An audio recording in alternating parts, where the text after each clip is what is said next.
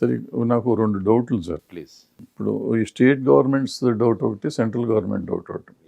State governments doubt ఏంటంటే, ఈ volunteer వ్యవస్థ, విలేజ్ సెక్రటేరియట్ వ్యవస్థ, నా ఉద్దేశంలో ఈ 2 మంచియే చేసుకుంటే. మీరు ఇందాక చెప్పారు విలేజ్కి 1000 కోట్లు అట్లా పెడితే, ఈ సెక్రటేరియట్ అనేది పెడితే అటువంటి వాటి చేస్తే మీరు ఈ ఎమ్మెల్యే ఇప్పుడు దానివల్ల ఎమ్మెల్యేకి కానీ లేకపోతే పంచాయతీ ప్రెసిడెంట్లకు కానీ వీళ్ళెవరికి లేకుండా సెక్రటేరియట్లో పనిచేస్తుంది. అంటే వాళ్ళు ప్రాపర్గా చేస్తున్నారా లేదా నాకు తెలియదు, కానీ అది మంచిదని నా ఫీలింగ్.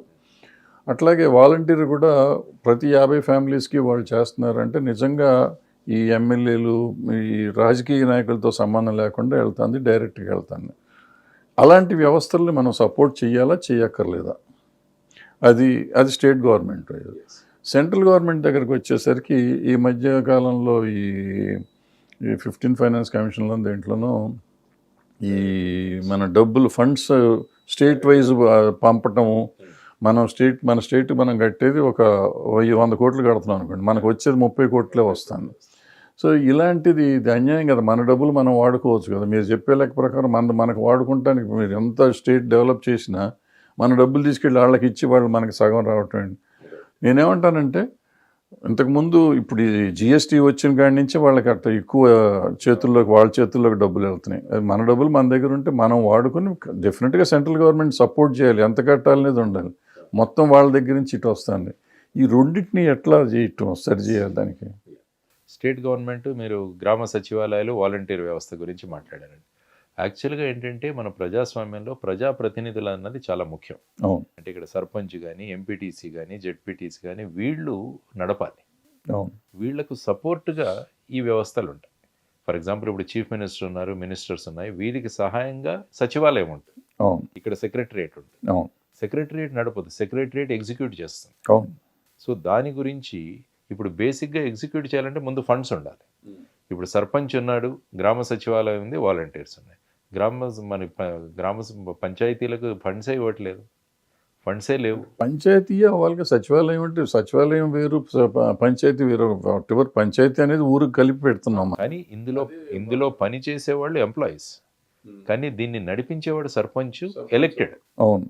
అతను ఏం చేస్తాడు, బడ్జెట్ తీసుకొని గ్రామ సభల్లో నిర్వహిస్తారు. ఈరోజు ఈ రోడ్డు మనం వేసుకోవాలి, ఆ రోడ్డు ఎలా వేసుకోవాలి, టెండర్స్ చేయాలి, అదంతా సెక్రటరియట్ చేస్తుంది. అవును. సచివాలయం. కాబట్టి వీళ్ళ అధికారాలు ఏవైతే ఉన్నాయో అవి కాంప్రమైజ్ అవ్వకూడదు. దానికోసం మీరు ఫండింగ్ ఇవ్వాలి. అందుకనే మీరు కేరళకు వెళ్ళి చూస్తే కేరళలో ఈ సిస్టమ్ బ్రహ్మాండంగా పనిచేస్తుంది. కేరళలో ప్రతి గ్రామ పంచాయతీకి ఒక 5 సంవత్సరాల్లో సుమారు 5 నుంచి 6 కోట్ల రూపాయలు ఇస్తున్నారు. అదే మేము చూసింది. ఇరకాంబళం అని ఒక కాన్సెప్ట్ ఉంది అక్కడ. కినెటెక్స్ అని ఒక కంపెనీ వాళ్ళు ఆ ప్రాంతాన్ని డెవలప్ చేశారు చక్కగా. ఒక 20 గ్రామ పంచాయతీలు బ్రహ్మాండంగా చేస్తున్నాయి. సో ఆ విధమైన కాన్సెప్ట్ ఇక్కడ తీసుకు. కాబట్టి ముందు ఫండింగ్ ఇవ్వాలి, ఇచ్చి సపోర్ట్ ఇవ్వాలి. వాలంటీర్ వ్యవస్థ చూద్దాం. ఇప్పుడు వాలంటీర్ వ్యవస్థ ఏంటంటే ఇది ఎక్కడా లేదు. ఇది 50 మందికి 50 కుటుంబాలకు ఒక వ్యక్తిని చేశారు. దాని వాళ్ళ మెయిన్ పని ఏంటంటే ఈ పెన్షన్లు ఇవ్వడం, ఈ స్కీమ్స్ రావడం. కాబట్టి గ్రామ సెక్రటరియట్ ఆల్రెడీ ఉంది, సచివాలయం ఆల్రెడీ ఉంది. సో సచివాలయంలో వాళ్ళ ద్వారా కూడా ఈ పనులు మనం చేయొచ్చు. ఇప్పుడు ఏమవుతుందంటే వీళ్ళందరికీ కూడా గౌరవ వేతన ఇస్తున్నాం మనం. వీళ్ళు ఆనరేరియంతో ఉన్నారు 5,000 రూపాయలు. ఇప్పుడు ఏమవుతుందంటే వీళ్ళందరూ కూడా ముఖ్యమంత్రి గారు కానీ అనేక మంత్రులు చేసిన వ్యాఖ్యానాలు చూస్తే వీళ్ళందరూ మన కార్యకర్తలు అంటారు. ఈ సైన్యం మీదే నేను ఆధారపడి ఉన్నానంటాడు. అంటే వాళ్ళు పార్టీ కార్యకర్తలా లేకుంటే న్యూట్రల్ పీపులా? ఇప్పుడు ఏమవుతుందంటే ప్రభుత్వ డబ్బుతో నేను నా పార్టీ ఆశయాలను ప్రజల్లోకి తీసుకువెళ్తున్నాను అన్నది ప్రధానమైన ఆరోపణ. అందుకనే మొన్న నేను చీఫ్ ఎలక్టరల్ ఆఫీసర్ని కలిసి ఆయన అడిగింది ఏంటంటే, ఈ వాలంటీర్స్ను శ్రీకాకుళం ఉన్నవాడిని చిత్తూరుకు పంపించండి ఎలక్షన్ టైంలో, చిత్తూరులో ఉన్నవాడిని మధ్యలో ఇక్కడ పెట్టండి. కాబట్టి ఆ వ్యక్తి ఎలక్షన్ టైంలో అక్కడ ఉండకూడదు, లేకుంటే ఎలక్షన్ని ప్రభావితం చేస్తాడు. అవి న్యూట్రల్ ఎలక్షన్స్ అవ్వవు ఎప్పుడు. సో ఆ విధంగా మీరు నిజంగా వీళ్ళు మీ స్కీములు మాత్రమే ఇంప్లిమెంట్ చేయడానికి ఉంటే స్టేట్ గవర్నమెంట్ ఈ నిర్ణయం తీసుకోవాలి. ఈ నిర్ణయం తీసుకొని వీళ్ళని ఆ ప్రాంతాల్లో ఎలక్షన్ టైంలో ఉంచకూడదు, ఆ విధంగా చర్యలు తీసుకోమని మొన్న ఎలక్టరల్ ఆఫీసర్కి ఎలక్షన్ కమిషన్ కూడా మేము రికమెండేషన్ చేసి పంపించాము. అంటే నేనేది ఒక జగన్ గారి ప్రభుత్వాన్ని గురించో లేకపోతే దాని గురించి కాదు నేను మాట్లాడేది. అంటే ఆ వ్యవస్థగా నా ఉద్దేశంలో అది కరెక్ట్ అని. ఇప్పుడు వీళ్ళు పర్సనల్గా వాడుకుంటున్నారు, దుర్మార్గం. ఆ దుర్మార్గాల గురించి మనకి నేనేది ఏంటంటే, ఒక 50 మనకి ఇవాళ ఉన్న పరిస్థితి సార్, మొన్నటిదాకా నేను చదువుకుని నేను బయటకు వచ్చినప్పుడు నాకు ఏదైనా సర్టిఫికేట్ కావాలంటే గెస్టెడ్ ఆఫీసర్ సంతకం రావడానికి నేను చాలా కష్టాలు పడాల్సి వచ్చింది. ఈ ట్రూ కాపీస్ ఆ రోజుల్లో గెస్టెడ్ ఆఫీసర్ సంతకాలు పెట్టాలి కదా, ఎవరిని అడగాలో తెలియదు, ఎక్కడికి వెళ్ళాలో తెలియదు. ఇవాళ ఇటువంటిది ఉంటే, అట్లాగే ఇవాళ పెన్షన్ ఉంది, వాళ్ళు తెచ్చి పెడుతున్నారు అన్నీ, అటువంటి డెఫినెట్గా ఈజ్ చేసే పరిస్థితి ఉండటం కరెక్టే కదా, దాన్ని రెగ్యులరైజ్ చేసుకుంటే బాగుంటుంది, వీళ్ళు సొంతానికి వాడుకోకుండా. నేను ఎంఆర్ఓలు వాళ్ళ స్టాఫ్ ఏం చేస్తున్నారు సార్ మరి? వాళ్ళు చేయట్లేదు కదా, లంచాలు తినేసి పోతున్నారు. నా గుర్రం నాకు నడవట్లేదంటే నేను ఐఎమ్ ఎట్ ఫాల్ట్. నా గుర్రం ఇచ్చారు నడపడానికి, నేను గుర్రాన్ని నడపలేకుంటే రౌతు మీద ప్రాబ్లం ఉంటుంది కానీ గుర్రంది కాదు. గుర్రాన్ని నడిపించాలి మనం. ఎంఆర్ఓలను కూర్చోబెట్టాలి గ్రామాల్లో, ఈ ఇష్యూస్ అన్నీ సాల్వ్ చేయండి అని చెప్పాలి. దానికోసం ఒక 5,000 రూపాయలు ఒక వ్యక్తికి ఇచ్చి అతను ఎఫిషియెంట్గా పనిచేస్తున్నట్టు వీళ్ళంతా ఇన్ఎఫిషియెంట్ అనేగా మరి. డెఫినెట్గా వీళ్ళని ఎఫిషియెంట్ చేయాల్సిన బాధ్యత నా మీద ఉంది కదా. అంటే నా ఉద్దేశంలో ఎఫిషియెంట్ అవటానికి ఇది ఉద్దేశం. ఎందుకంటే సార్, ఇప్పుడు నేను వెళ్ళి ఎంఆర్ఓనో ఇంకొన్న కలుస్తానికి నన్ను రోడ్డు మీద నుంచోబెడతారు సార్, లోపలికి రానివ్వరు సార్. ఇతను వెళ్ళి తీసుకొస్తున్నాడు కదా, ఇప్పుడు నా తరపున గవర్నమెంట్ పనిచేస్తున్నట్టే కదా. నేను ఎంఆర్ఓ దగ్గరికి వెళ్ళాలన్నా, కలెక్టర్ దగ్గరికి వెళ్ళాలన్నా, ఇట్స్ నాట్ దట్ ఈజీ. ఆ రోజు మా రోజుల్లో అసలు కలెక్టర్ని చూడటం అనేది మా కళ. ఇవాళన్నా మామూలుగా దొరుకుతున్నారు ఎవరన్నా అట్లీస్ట్ మాట్లాడటానికి అవకాశం ఉంటాను. సో ఇవాళ ఈ సొసైటీలో ఇలాంటి ఒక ఇది పెడితే ఫ్యూచర్కి పనికొస్తుందేమో అనేది నా ఉద్దేశం.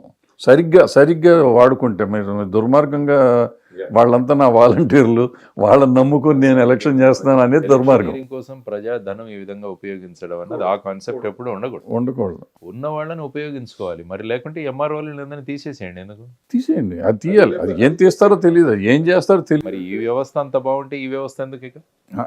ఆ వ్యవస్థని ఈ వ్యవస్థని ఏం చేయాలి? అంటే ఈజ్ టు, అంటే మీరు కొత్తగా పార్టీ పెడుతున్నారు కాబట్టి నేను ఒక జనరల్ పబ్లిక్గా నా ఉద్దేశం చెప్తున్నాను. నేను దీనివల్ల కొంత లాభం ఉందని నాకు అనిపిస్తుంది ఈ రెండింటి వల్ల. బట్ మీరు చెప్పినట్టు ఆ వ్యవస్థ ఏమవుతుంది, ఆ వ్యవస్థను ఏం చేయాలి, ఆ వ్యవస్థను దీంట్లో విలీనం చేసి సరి చేసుకోవాలా, సెపరేట్గా చేసుకోవాలా? టార్గెట్లు పెట్టి వాళ్ళని గ్రామాల్లో ఉండేటట్టు చేయాలి. ప్రతి ఎంఆర్ఓ గ్రామాల్లో ఇంతసేపు కూర్చోవాలి, ఆ పనులు అవ్వాలి. మీకు ఇన్ని రేషన్ కార్డు రాలేదు, ఇన్ని రేషన్ కార్డ్స్ ఇవ్వాలి, టార్గెట్స్ పెట్టి నడిపించాలి. వీళ్ళని నడిపించే అదే రౌతు చక్కగా ఉంటే గుర్రం బ్రహ్మాండంగా నడుస్తుంది. కానీ కరప్షన్ అన్నది ఏదైతే ఉందో, ఆ కరప్షన్ని కంట్రోల్ చేయాలంటే మనం ఆ ధీమాతో మనం వెళ్ళాలి. కరప్షన్ని నేను టోటల్గా రిమూవ్ చేస్తానన్న కాన్సెప్ట్తో కనుక వెళ్ళితే పరిగెత్తారు అందరూ. ఏమున్నది, కలెక్టర్ ఓన్లీ వారానికి ఒక రోజు మాత్రమే ఆఫీస్లో ఉండాలి, మిగతా 6 రోజులు జిల్లాలో ఉండాలని చెప్పి మానిటర్ చేస్తే ఎందుకు అవ్వదండి? ఈజీగా అవుతుంది. అందుకని మేమేమంటున్నామంటే, పోలీస్ స్టేషన్లు మొబైల్ పోలీస్ స్టేషన్లు ఉంటాయంటున్నాం మేము. వస్తే ఎఫ్ఐఆర్కి మీరు కాల్ చేస్తే మీరు పోలీస్ స్టేషన్కి వెళ్ళాల్సిన అవసరం లేదు, పోలీస్ స్టేషన్ వస్తుంది మీ ఇంటికి. ఆ విధమైన వ్యవస్థను తీసుకొచ్చి మనం చేయగలిగితే ఈ వీటిలో అవసరం ఉండదండి. తర్వాత సెంట్రల్ గవర్నమెంట్ గురించి మాట్లాడారు మీరు, ముఖ్యంగా జిఎస్టీ ఏదైతే మనం తీసుకొచ్చామో. ఇప్పుడేముంది, జిఎస్టీ నుంచి సరిగా మాకు ఇవ్వట్లేదని స్టేట్ గవర్నమెంట్లు అన్నీ గొడవలు పెడుతున్నాయి, మాకు ఇంత రావాలి మీరు ఇవ్వట్లేదు అని. సో ఈ విధమైన పద్ధతుల్లో మనము చూసుకోగలిగితే ఏంటంటే, సో మీరు అన్నట్టు ఇంతకుముందు అనేక వ్యవస్థలు ఉండేది, ఆక్ట్రాయ్ ఉండేది, వ్యాట్ ఉండేది, వీటిలన్నింటినీ కలిపి జిఎస్టీ విధానం తీసుకొచ్చారు. జిఎస్టీ పేమెంట్స్ జరుగుతున్నాయి, తర్వాత ఈ ఎలక్ట్రానిక్. సో ముఖ్యంగా ఏంటంటే భారతదేశంలో అనార్గనైజ్ సెక్టర్ చాలా ఉంది.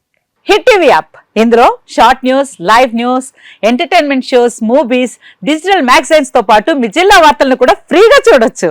ఇంకెందుకు ఆలస్యం, వెంటనే హిట్ టీవీ యాప్ ని డౌన్లోడ్ చేసుకుని ఫ్రీగా ఎంటర్టైన్మెంట్ పొందండి. Hit TV app. Hit TV app. Please download hit TV app. Hit TV app ని ఫ్రీగా డౌన్లోడ్ చేసుకొని ఎంజాయ్ చేయండి. మీకు నచ్చిన ఎంటర్టైన్మెంట్ కోసం హిట్ టీవీ యాప్ ని ఫ్రీగా డౌన్లోడ్ చేసుకొని ఎంజాయ్ చేయండి. హిట్ టీవీ యాప్ ని డౌన్లోడ్ చేసుకుని ఆస్వాదించండి, ఆశీర్వదించండి. ఇంతమంది సెలబ్రిటీలు హిట్ టీవీ యాప్ ని డౌన్లోడ్ చేసుకోండి అని చెప్తున్నారంటే ఎంత మంచి యాప్ ఆలోచించండి. అమెరికాలో చదవాలనుకునే వాళ్ళకి విశ్వసనీయమైన పేరు మన శౌర్య కన్సల్టెన్సీ. UK లో 1 year masters, UK లో 1 year masters, 2 years work permit up to 5 years visa. Contact Shaurya Consultancy. Contact 89851 89851.